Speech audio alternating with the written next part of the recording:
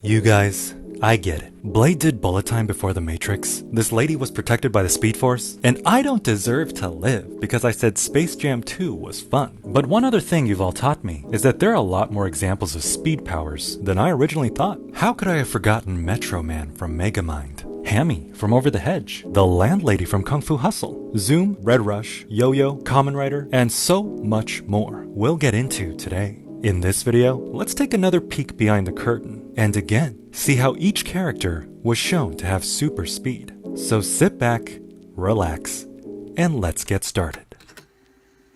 First, let's pour one out for the $6 Million Man and the Bionic Woman. After surviving a plane crash and a parachute accident, as you do, Steve Austin and Jamie Sommers are implanted with bionic body parts, giving them super strength, vision, hearing, and speed. And while they never ran faster than your average Prius on the freeway, they did set the trend for using slow motion to show off how fast they were going. Almost like $6 Million Man, the faster he runs, it's almost like the slower he gets. After witnessing a kidnapping, Steve follows in hot pursuit.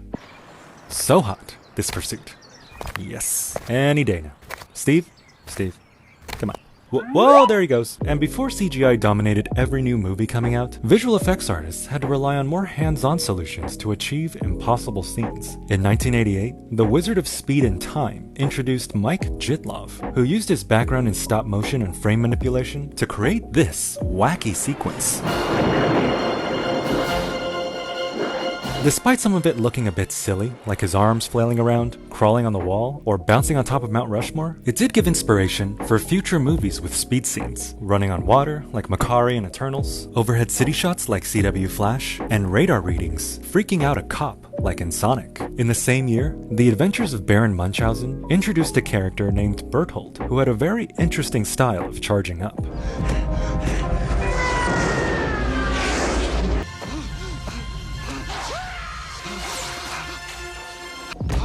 And I'm always a fan of seeing the production department create a whole elaborate set, like this floor being ripped up and a swirling vortex behind him, all for a quick visual gag.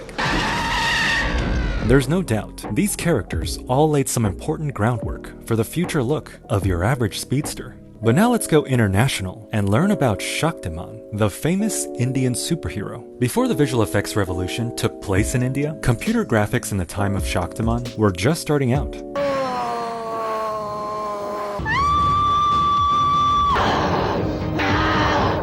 A bit outdated by today's standards, the superhero's main look, a spinning red and yellow blur, remind you of anything? It inspired the imagination of countless children across its many episodes. Children who might have grown up to become the visual effects artists of today, working on movies like RRR and advancing the technology further than ever before. And elsewhere in the world, the Kamen Rider series was rising in popularity in Japan. As a big fan of the Power Rangers growing up, it's interesting to see how this show was being created with much of the same DNA of the many characters who took on the name over the years. The badass Kamen Rider Kabuto. I said the badass Kamen could accelerate his own time flow using a power called Clock Up. After filming the action at the usual 24 frames per second, they would then alter it to get the illusion of moving faster. Fighting among bottles, or cherry blossoms, or raindrops hanging in the air was a combination of CG elements and good old practical methods too. The power reminds me of 2002's Clockstoppers, where a kid finds a watch that lets them activate something called hypertime. I just pushed this button. Later on in the movie, to help their friend win a DJ battle, they activate the watch and puppet him around. And, it's kinda creepy, honestly. This is wrong. This is absolutely wrong. Meanwhile, in Shanghai, there was a little action comedy being filmed called Kung Fu Hustle, on a $20 million budget and a legendary collaboration between fight choreographer Ren Wo-ping and director-actor Stephen Chow. What's the matter? Have you never seen an ice cream thief? This movie crafted some genius shots that still stick with me to this day. And with a big focus on integrating martial arts with CGI to bring us revolutionary action scenes, one of the more scaled back but hilarious moments in the film is when the landlady chases Singh, a wannabe gangster, out of her town.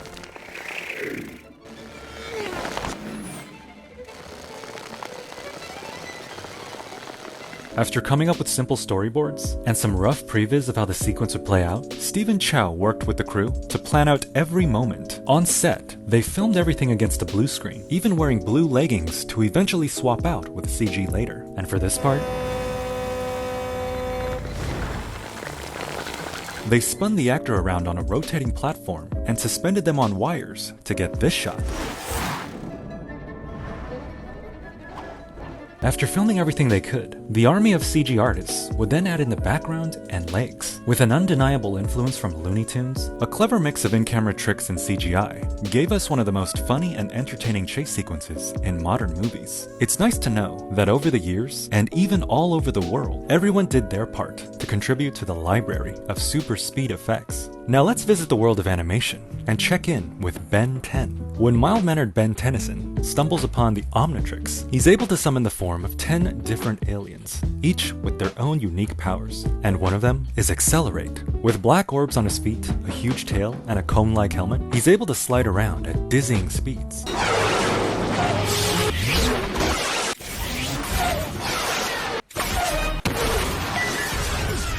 Later on with the Ultimatrix, Ben takes the form of FastTrack, a feline-based alien with spiky arms and legs.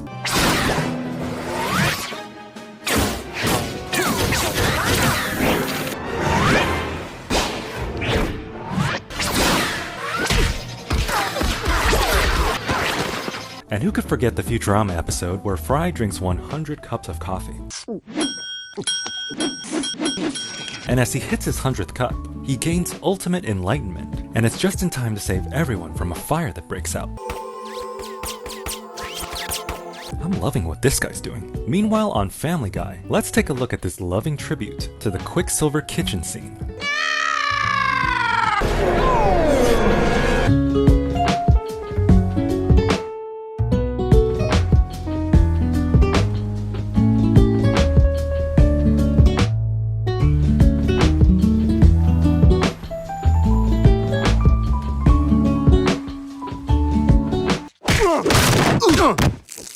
It's nice to see Meg win for once, you know? And in the dystopian Night City from Cyberpunk Edgerunners, populated by people with cybernetic implants, David Martinez installs something called a Sandevistan, which allows him to slow down the perception of time. I would say it's something like a bullet time, right? Yeah. He's faster than them, right?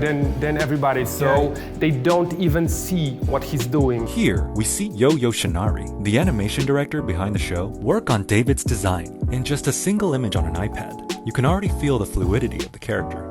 Yes, good job. Proud of you. And for a show with a trippy neon aesthetic, it only made sense that his speed trail matched the look. A mix of green, blue, purple, and red washes over imprints that he leaves behind. Another nice visual touch is how the imprints are bunched up closer together in a slower movement, compared to them being spread out with faster ones. It's imagery that's truly unique in the world of speed powers, in animation or otherwise.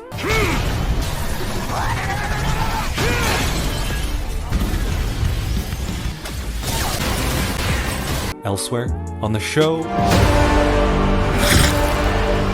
we meet the speedster, Red Rush, and when he's not dealing a tornado of punches, he serves evacuation duty.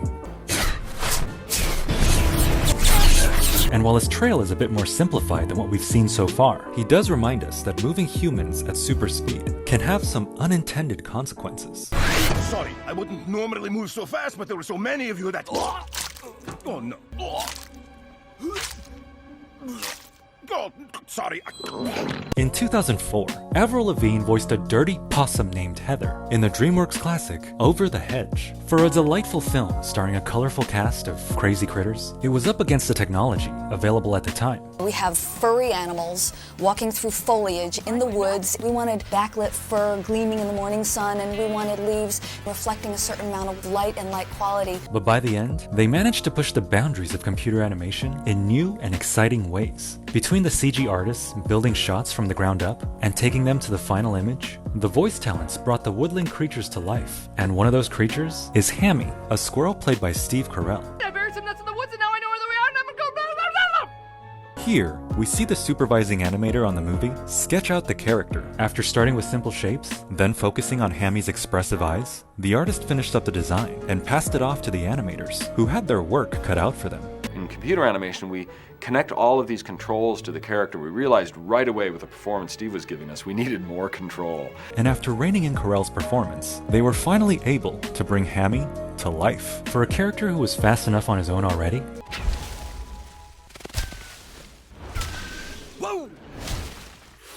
the most memorable sequence is when they finally give him an energy drink. Go! Go!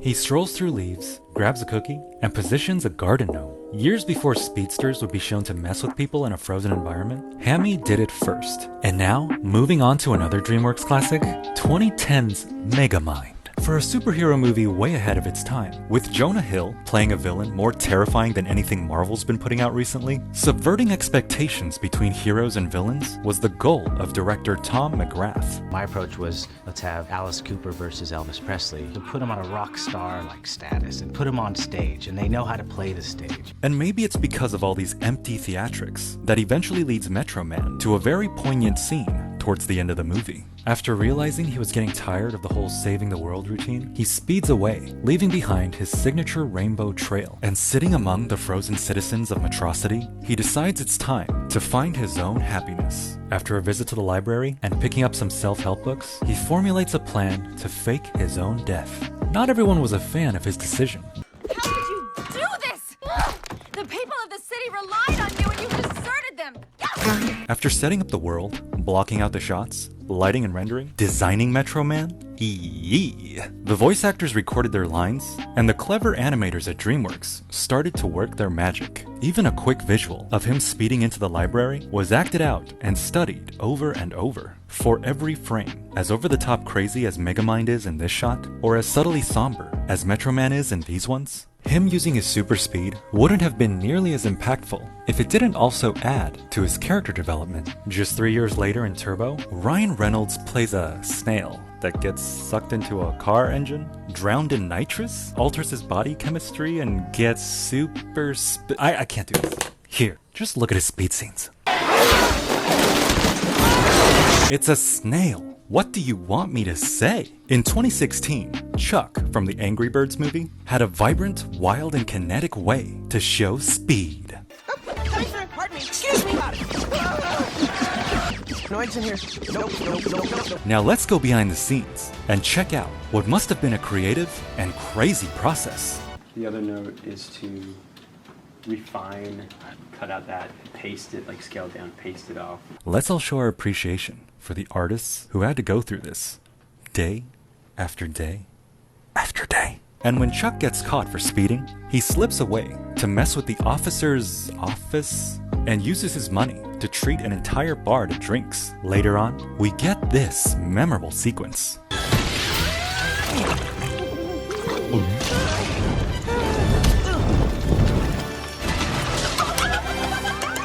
What was definitely a long and tedious process gave us a refreshing and new character in Chuck, who showed speed in a fun new way. And now, we get to Yoyo Rodriguez from Agents of S.H.I.E.L.D., an inhuman with the ability to move at super speed. In the space of a heartbeat, she's able to go from one spot and return back to where she started. Like a yo-yo, get it? What that meant was a lot of guns being yanked away, doors closing, and a very interesting speed trail made up of spaced-out, ghost-like imprints.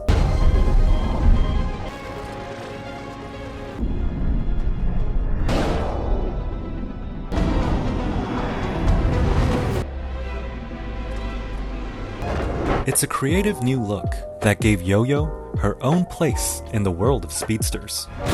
Now let's see how Wonderwoman saves a room full of people in Zack Snyder's Justice League.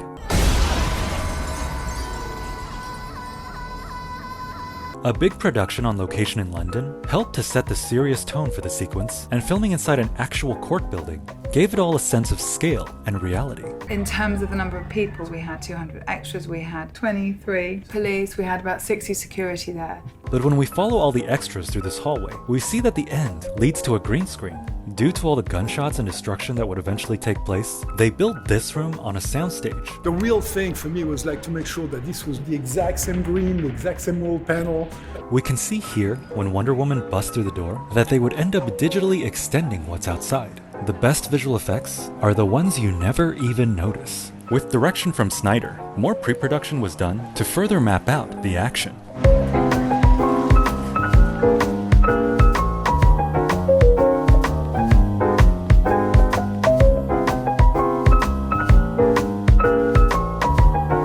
And with all that worked out, everyone on set could know exactly what to do for maximum efficiency. And when it came time for the bullet shielding sequence, Wonder Woman comes back from throwing a bomb into the air and manages to catch this bullet.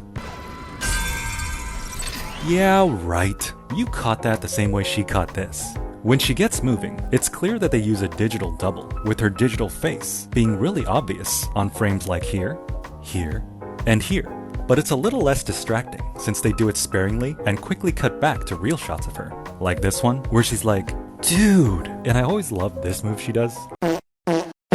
Sorry, I'm a grown-ass man. For such a quick sequence, it's easy to forget the amount of planning the whole thing must have taken. And speaking of comic book movies, Marvel's Civil War blessed us with this chase scene.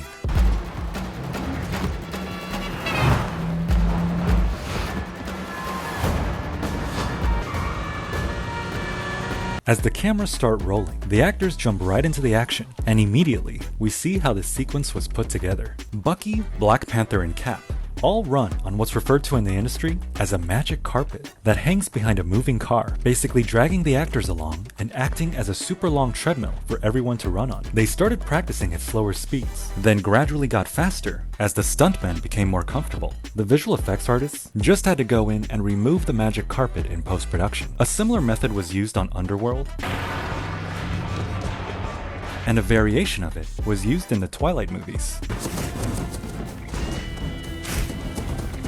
Here we see the actors running in a fixed position on an actual treadmill being pulled along by a car. It didn't always look good. And for this scene in Infinity War, where Cap and Black Panther outrun the entire Wakandan army, they used one set of wires to suspend the actors in the air, then another set to pull them forward. What's left works pretty well to sell you on the idea that they're traveling at superhuman speed. But before rigging became this advanced, movies had to rely on other solutions. In 1994's Forrest Gump, you'd be surprised how much visual effects were used in a simple shot like this one. This close-up on his legs was no doubt a stunt double, but when we pull out farther, a shot like this had to be handled a little differently.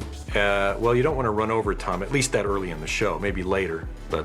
So they filmed Tom first running towards camera, then the car driving towards camera. And the trick was Tom would run at us and he exits. So the guy's now in the truck, we pan with them. So it's timed so that Tom exits on a lock off. There's a stunt guy out there finishing the run for Tom.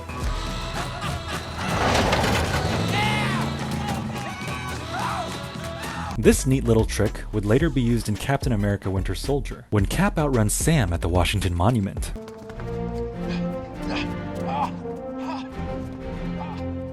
And another display of speed, though not one you were expecting, when Forrest plays ping pong in China. After shooting on set, then extending the space to feel like a gigantic auditorium, the focus then shifted to filming a believable high-speed game of ping pong. You have the actors mime playing ping pong, and then you put the ball in later optically. To sync up their action, the director had to keep their swings on time. So we had to have a metronome so that each character would know when to strike the ball. And then we kept speeding it up and speeding it up. It was exhausting playing that ping pong game. I'd rather actually play ping pong with a regular ball. That was tough work. And when everything lined up in camera, the CG ping pong ball was placed into the scene, and everything worked beautifully. And we can't talk about Tom Hanks without mentioning Tim Allen. In 2006's Zoom, where a song by Smash Mouth plays every 10 minutes, he stars as a former superhero who has to train 4 unlikely kids to become superheroes themselves. After spending the whole movie only being able to jiggle his finger, his power of super speed finally comes back in the third act battle.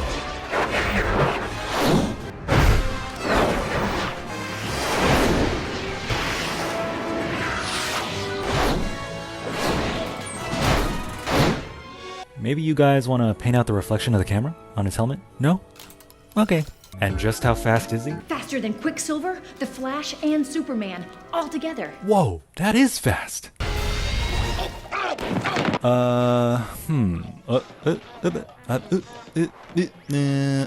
Alright. For a film that had a wide range of visual effects, like this snot bubble, or this abduction scene, or this CGI bobblehead, the visual of Zoom's Speed was a refreshing take. On set, they'd film him either leaving frame or coming in, and add a trail or dust cloud behind him later. The VFX artists did their own tests in a parking lot, filming themselves in key poses, and connecting them with a blur. And if you've made it this far into the video, I'll leave you with this chill-ass montage of other examples of super speed.